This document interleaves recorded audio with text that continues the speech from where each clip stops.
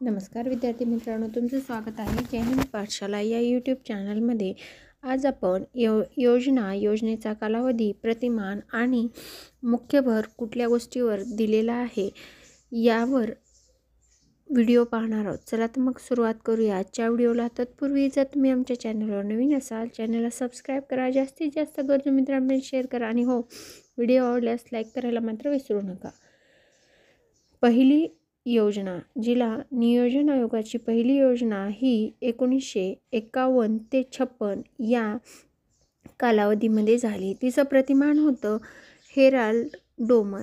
नियोजित होतं 2.1 वृद्धिदर आणि साध्य झाला 3.6% एवढा वृद्धिदर। यामध्ये कृषी क्षेत्रावर मुख्य भर दिलेला होता। दुसरी पंचवार्षिक योजना ही 1956 ते 1961 यामध्ये महालनोबिस हे प्रतिमान होतं। आर्थिक नियोजनाचा वृद्धिदर होता नियोजित 4.5 आणि साध्य झाला 4.2। जड व मूलभूत उद्योग यावर या योजनेत मुख्य भर देण्यात आला। तिसरी पंचवार्षिक योजना 1961 ते 1966 या काळामध्ये महालनोबिस प्रतिमान वापरून तिसरी पंचवार्षिक योजना सुरू करण्यात आली, जिचा आर्थिक वृद्धिदर नियोजित 5.6 होता पण साध्य झाला 2.72%।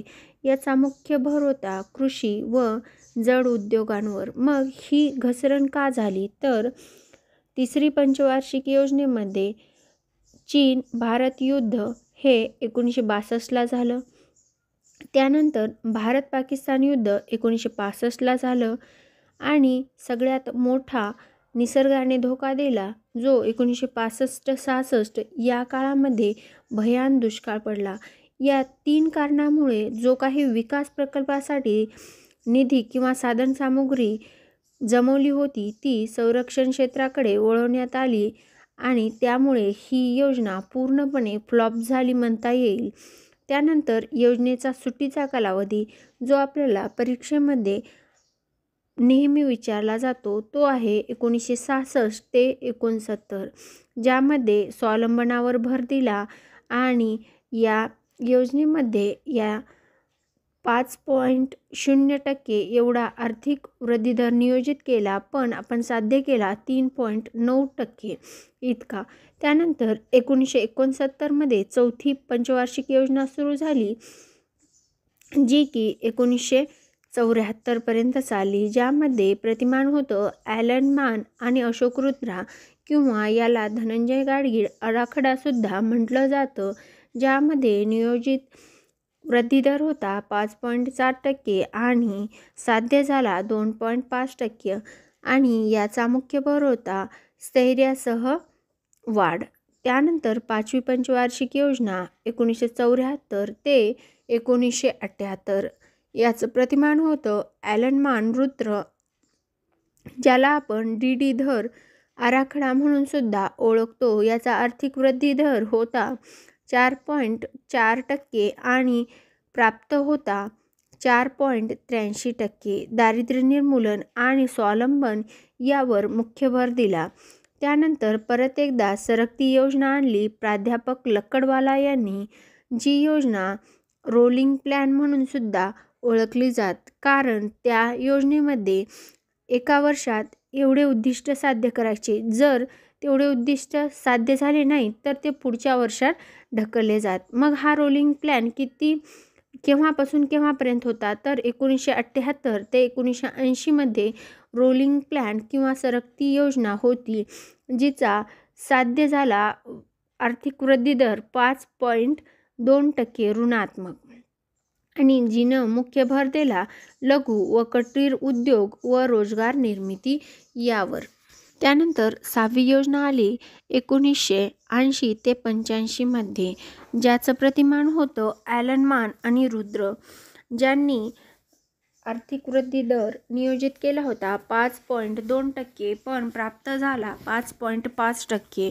या योजनेमध्ये दारिद्र्य निर्मूलन आणि रोजगार निर्मिती यावर मुख्य भर देण्यात आला।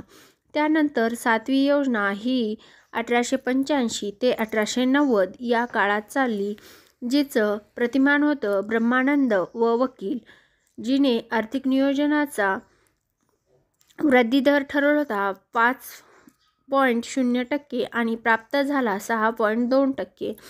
या योजनेमध्ये उत्पादक रोजगार निर्मिती यावर भर देण्यात आला.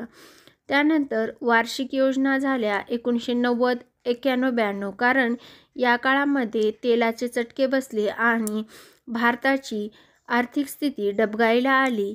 यामध्ये सुद्धा आपण 3.4% एवढा प्राप्त आर्थिक वृद्धी दर मिळवला. पण या काळामध्ये खूपच आपली अर्थव्यवस्था खिळखिळी होऊन गेली.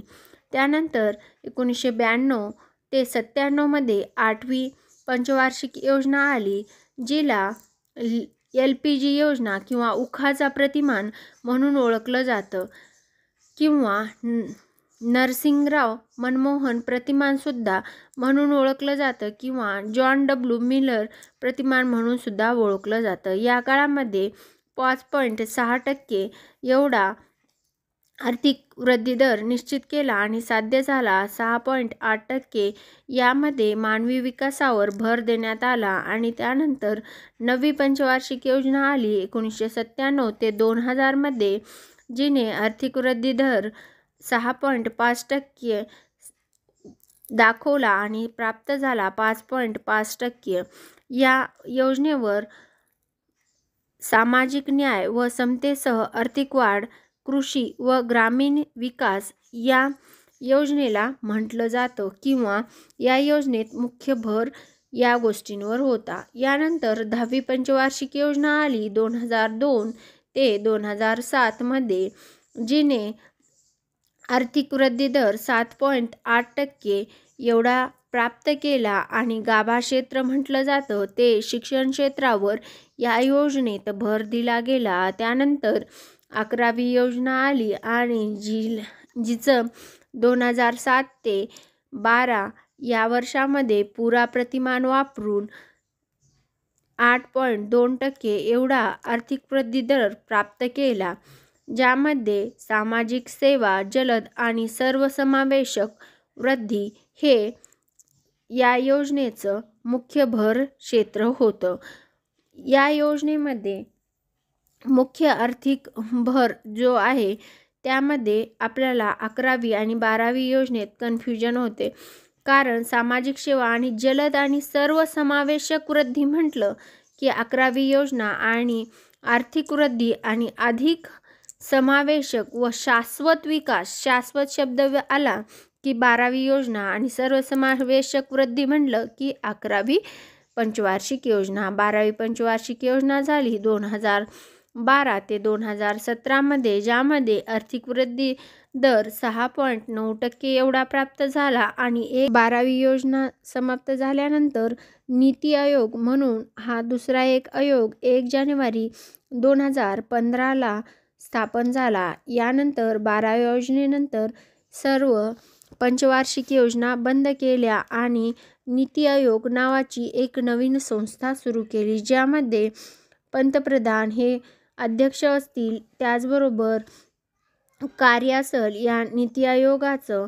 केंद्र तसेच राज्य सरकारच्या धोरणविषयक बाबीवर व्यूहरचनात्मक व तांत्रिक सल्ला देणे. पंचवार्षिक योजनेमध्ये सर्वात जास्त प्रश्न हे याच तक्त्यावर विचारले जातात, त्यामुळे हा तक्ता जास्तीत जास्त रिवाईज करा आणि जास्तीत जास्त डोळ्यासमोरून घातल्यावर आपल्याला परीक्षेत येणारा प्रश्न कन्फ्युजिंग वाटणार नाही. व्हिडिओ शेवटपर्यंत पाहिल्याबद्दल धन्यवाद.